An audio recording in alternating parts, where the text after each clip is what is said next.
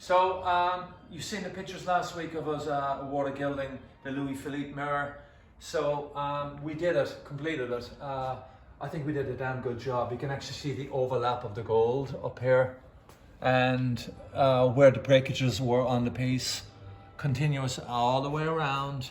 It's been burnished with shellac, with the agate stone, with the wax. Remember this section up here that I was covering had all the black clay? The reason we did black clay was when you put the gold on and you rub through the clay, it makes the gold look old. And you can see the overlap here with the gold as well, and then the raw umber behind into the concave of the molding. Very, very happy with how this came out. And again, it's a very elongated mirror, and it's a Louis Philippe. And if you have any comments, I'd like to hear from you. And if you have any broken pieces that you want done, don't hesitate to call us, Kipper here, and we'll get it done for you.